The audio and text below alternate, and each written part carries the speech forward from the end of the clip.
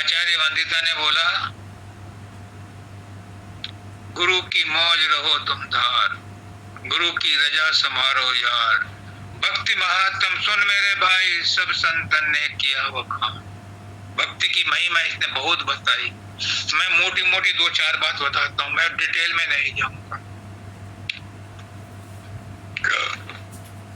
भक्ति महात्म सुन मेरे भाई, भक्ति क्या है? भक्ति का महात्म नहीं मैं बता सकता। क्यों? मेरे दाता दयाल ने कहा है कि मैं भक्ति का मुंह चिढ़ा रहा हूं, भक्ति की परिभाषा बता करके। भक्ति की महिमा नहीं मैं गा सकता, मेरा परदादा गुरु नहीं गा सकता भक्ति की महिमा, तो मैं ही कैसे गाऊंगा? जो कहते हैं भक्ति की महिमा सब संतन ने किया बखान, करते हैं बखान, लेकिन वो क्या है? वो वर्णात्मक है, मुंह से बोलते हैं, और वो भक्ति नहीं है। भक्ति उनके अंदर में है। वो अंदर वाली भक्ति को तुम्हें कैसे दिखा दें? दाता दयाल कहते मैं तो भक्ति का मुंह चिढ़ाया है भक्ति की महिमा बता करके। भक्ति क्या है? भक्ति सेल्फ से जुड़ना है यार। इससे ज्यादा और आसान तरीके से इसकी डेफिनेशन नहीं दी जा सकती। जो अपने आप से जुड़ जाता है वो भक्ति की डेफिनेशन है। अब भक्ति से कैसे जुड़ा जाता है, अपने सेल्फ से कैसे जुड़ा जाता है, उसको कोई कैसे बताएगा? ये तो खुद के अनुभव करने का सामान है। कोई गूंगा गुड़ की मिठास को कैसे बताएगा? और गूंगे को क्यों करो यार? गूंगा तो बहुत पुरानी बात हो गई, ये तो कवियों का मुहावरा हो गया कि गूंगे का गुड़। एक अच्छे पीछे सच्चे आदमी से पूछ लो तुम कि गुड़ का स्वाद कैसा, वो भी नहीं बता सकता। जो बताएगा समझने सुनने वाला उसका स्वाद ले ही नहीं सकता। वो तो पुरानी बात चली गई, कवियों की बात है वो तो। आज की तारीख में साइंटिस्ट से पूछ लो कि लेबोरेटरी में ले जा गुड़ को और टेस्ट करके बता दे कि गुड़ क्या है। वो जितने भी फार्मूले बताएगा, जितने भी उनमें टेस्ट करेगा टेस्ट ट्यूब में डाल करके, वो जितने भी व्याख्यान देगा वो व्याख्यान होंगे, वो मिठास नहीं आपको चखा सकता। उसकी मिठास अगर तुम्हें देखनी है गुड़ की, तो खुद गुड़ खाना पड़ेगा। और तो और मैं साइंस नहीं जानता, मैं तो साइंस के पिछवाड़े भी नहीं निकला। जो तुम कहते हो HO2 हाइड्रोजन है, HO, और O है ऑक्सीजन, है भाई। कहते हैं इन दोनों को मिला दो तो पानी बन जाएगा। ये साइंटिस्ट कहता है, लेकिन मैं पूछता हूं एज ए लेमैन गवार उससे कि अगर H2 को एक बोतल में रख दो और O को एक बोतल में रख दो, तो क्या वो 1000 साल तक भी साथ रहेंगी, पानी बन जाएंगी? नहीं बनेगी। क्यों? क्यों? पानी बनाने वाली ताकत तो कोई और है। वो ताकत ही वो एनर्जी है, वो ऊर्जा है जिसका कोई नाम नहीं और सभी नाम उसके हैं। उसे कोई परमात्मा कहता है, कोई गुरु कहता है, कोई कुछ कहता है। वो जब साथ में मिलता है इन दोनों के तो ही पानी बनता है, H2 और O मिला के। ऐसे ही भक्ति के बारे में कहा है। भक्ति की कितनी महिमा गा लो तुम, भक्ति की मिठास नहीं मिल सकती। जब तक तुम खुद भक्ति नहीं करोगे। सब संतन ने किया बखान, सब संतों ने बखान तो किया, लेकिन उस बखान को सुनकर के कितनों ने फायदा उठाया, कितने भक्ति कर पाए? क्यों? क्योंकि उन्होंने आचरण नहीं किया, उन्होंने वैसी भक्ति नहीं की जिसने जैसी के उस संत ने बताई थी। क्योंकि भक्ति बताई नहीं जाती, भक्ति की जाती है, और की भी नहीं जाती। मैं और ऐड करता हूं, भक्ति करने से भी भक्ति नहीं होती। कोई दिमाग खराब कर दिया मेरा, मेरे गुरु ने अंदर बैठ करके सब हिला दिया। भक्ति करी भी नहीं जाती, भक्ति तो उसकी दया मेहर का परिणाम है। ये लेटेस्ट मैसेज आया है। हम अपने मर्जी से चाहे भक्ति कर लें, तोबा तोबा, उसकी मेहर होगी तो भक्ति हमसे करवाएगा। प्रयास हम करेंगे लेकिन मेहर उसकी होगी तो भक्ति भक्ति बनती है, वरना तो भुक्ति बन जाती है, कर्म बन जाती है। पुष्करनाथ जी कहते हैं कि रटते रहो राधा स्वामी लाखों बार, अरबों खरबों बार, बैठे रहो 6-6 घंटे, 7-7 घंटे, मन तो आधा मिनट भी ना टिका, माला तो कर में फिरे, जीभ फिरे मुखमाई, और मनवा तो चौंधी से फिरे। ये तो सुमरन नहीं, ये भक्ति ना है।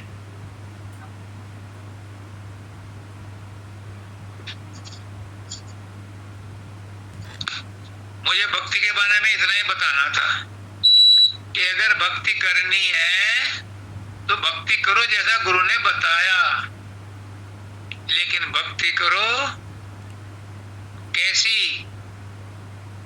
समर्पण भाव की। एक और समझ लो। चलो आज इसी पर से ही, पुष्करनाथ जी आज क्या क्या कहलवा रहे हैं, मानव दयाल जी क्या क्या कहलवा रहे हैं, सत्यानंद जी क्या क्या कहलवा रहे हैं, बाबा फकीर सब आए बैठे हैं यहाँ, सभी खोपड़ी को घुमा दिया उन्होंने। वो कहते हैं ज्ञान में पहले दो होते हैं तब एक बनता है।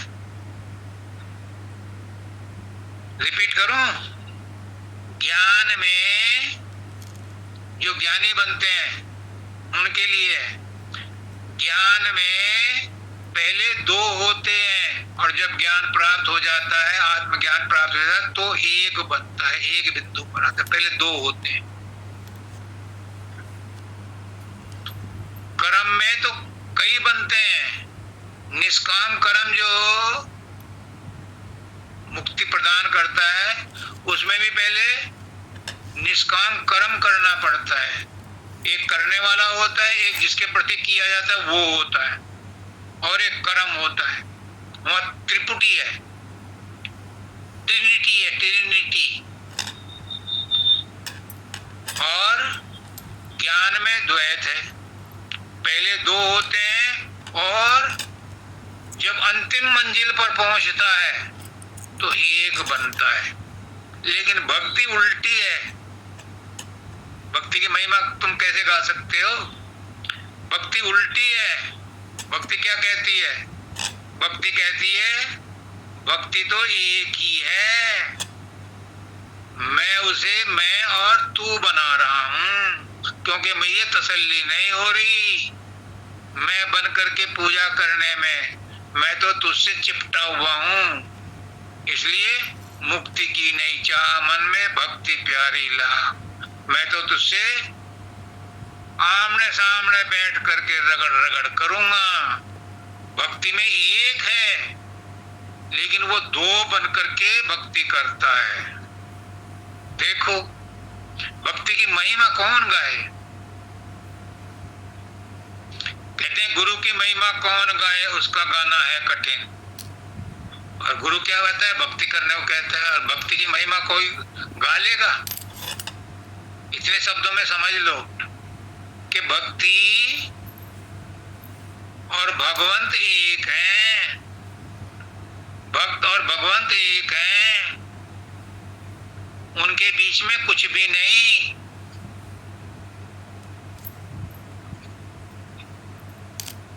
और भक्ति वही है जिसमें प्रेम है।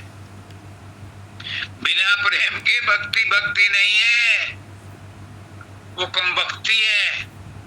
अगर प्रेम नहीं है और कोई भक्ति कर रहा है तो भक्ति है ही नहीं। एक जन्म गुरु भक्ति कर, जन्म दूसरे नाम, और जन्म तीसरे मुक्ति पर, चौथे में नहीं धाम। तो भक्ति करने के लिए कुर्बानी करनी पड़ती है, अपना अहंकार देना पड़ता है, अपने आप को देना पड़ता है। भक्त अपना समर्पण कर देता है तब भगवंत बनता है। और वो भक्त और भगवंत एक होते हुए भी चरम सीमा पर पहुंचने के बाद भी कहता है कि मैं ना छोड़ूं, मैं ना छोड़ूं। मुझे वो भक्ति नहीं चाहिए जिसमें हमारा नाता टूट जाए। मुझे वो भक्ति चाहिए कि मैं तुम्हें देखता रहूं, तुम मुझे देखते रहो। नैनो अंदर आव तू, नैन झाप तो ही लूं, और ना मैं देखूं औरन को, और ना तो ही देखन दूं। वो भक्ति है, वो प्रेम है। और प्रेम गली अति सागरीता में दोनों समाये। प्रेम में एक ही है, एक ही है, लेकिन मजा लेने के लिए वो दो बन करके मजा लेते हैं। तो ये था भक्ति के बारे में। और एक है, मैंने ग्रुप पे डाला था, है तो एक ही, चलो है तो एक ही, क्योंकि उसी ने कहा मैं एक से अनेक हो जाऊं। तो है तो एक ही वो है, तो सुंदर है सदा। वो एक है इसलिए सुंदर है। जितनी भी सुंदरता तुम्हें दिखाई दे रही है वो उसी है की है, एक की है। और जितने तुम्हें नफरत, गंदगी, बुरापन, कुटिलता दिखाई दे रही है, ये भी उसी की है। मैं एक कदम और आगे कह रहा हूं, सुंदरता ही उसकी नहीं है, बुराई भी उसी की है, कुटिलता भी उसी की है, क्योंकि उसके अलावा कोई दूसरा है ही नहीं। लेकिन एक अंतर है, क्या?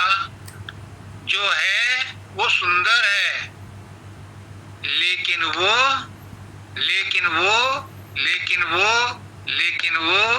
जो सुंदर है, जो है वो सुंदर है, वो क्या है? वो अनमैनिफेस्टेड है। और जो असुंदरता है वो भी उसी की है, ये प्रकृति भी उसी की है, ये काल भी उसी का है, ये माया भी उसी की है, लेकिन ये प्रकट है। तो सुंदर है सदा, सदा वो सुंदर ही है, क्योंकि वो अप्रगट है। और जो नहीं है प्रकट, वो सुंदर नहीं है। अगर वो प्रकट नहीं है तो वो सुंदर नहीं है तो वो भी वही उसी की है, वो असुंदरता भी, लेकिन वो सुंदर नहीं है। वो असुंदरता सुंदर नहीं है, सुंदरता उसी में है कि जो है। और वो क्या है? वो है अनमैनिफेस्टेड, अप्रगट, अव्यक्त, अनुपम, अद्भुत, अचरज।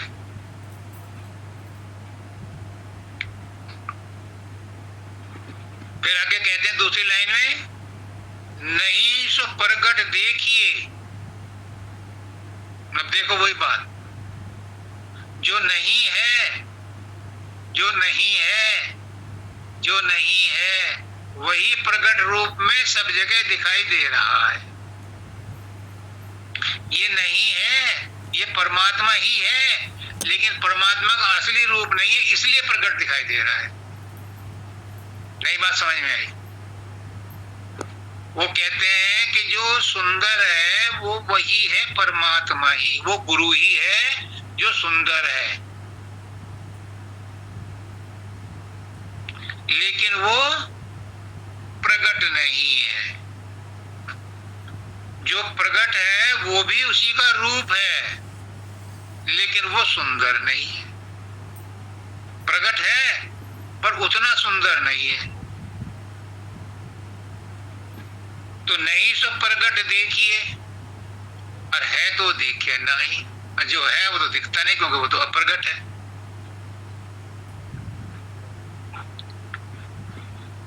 अच्छा, अब आगे गुरु की मौज। कि गुरु की मौज क्या है? गुरु की मौज क्या है?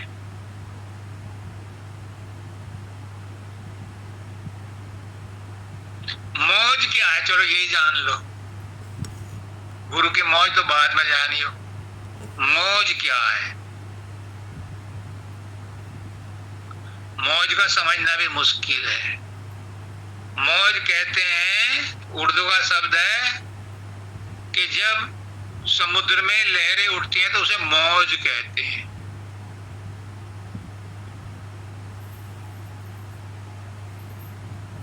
यानी मालिक की मौज क्या है? उसी का फैलाव, उसी का प्रकटीकरण, उसी का कहते हैं दया मेहर कर दो, ये मौज है। अब आप कहोगे कि प्रकृति भी उसी का फैलाव है, प्रकृति भी उसका प्रकटीकरण है। जो अभी मैंने बताया कि है तो सुंदर है सदा, नहीं तो सुंदर नहीं। जो नहीं है वो तो प्रकृति है। फिर मौज बीच में कहां से आ गई? मौज की क्या पहचान है? अब समझो, मौज वो है कि जो अप्रगट होता हुआ इस प्रकृति को प्रकट करने के लिए उसकी धार निकलती है। यानी मौज और मालिक एक है और प्रकृति उसका प्राकट्य है। तो मौज और मालिक एक ही है। वो उसका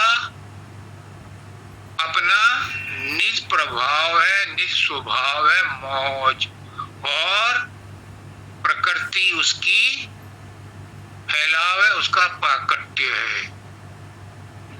अब मैं और एक पद आगे चलूं, कदम। समय हो रहा है, फिर भी इसे वाइंड अप करता हूं, ये अधूरा रह जाएगा। राधा क्या है? राधा उसकी मौज है। स्वामी तो अप्रगट है, राधा उसकी मौज है, और इस राधा से ही प्रकृति पैदा हुई।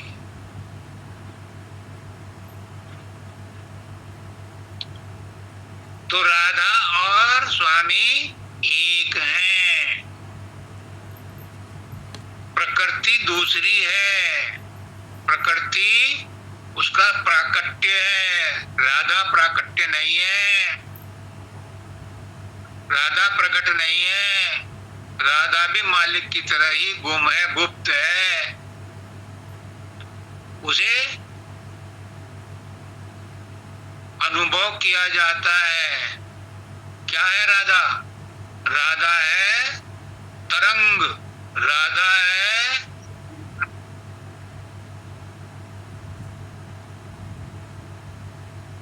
धुन, राधा है मौज। राधा और स्वामी अलग नहीं है, लेकिन स्वामी और प्रकृति अलग अलग है। कृष्ण भगवान कहते हैं कि मैं अपनी प्रकृति के साथ भी रहता हूं, प्रकृति के अलग भी रहता हूं, लेकिन मौज यानी राधा और स्वामी अलग अलग है ही नहीं। कहने के लिए दो हैं, जैसे भक्ति मैंने बोला ना कि एक होते हुए भी दो बन करके भक्ति करते हैं। तो राधा ही स्वामी है और स्वामी ही राधा है और राधा और स्वामी ही राधा स्वामी है। तो ये आज सत्संग का समापन करता हूं। जो मालिक ने कहलवाया मालिक जाने, मेरे कहने में कहीं भूल चूक हो गई, जिम्मेदारी मेरी। जो उसका तत्व था वो मेरे मालिक का है, मेरे गुरु का है, वो सत्य है। वाणी में इधर उधर हो सकता है, उसकी कोई गारंटी नहीं। सबको राधा।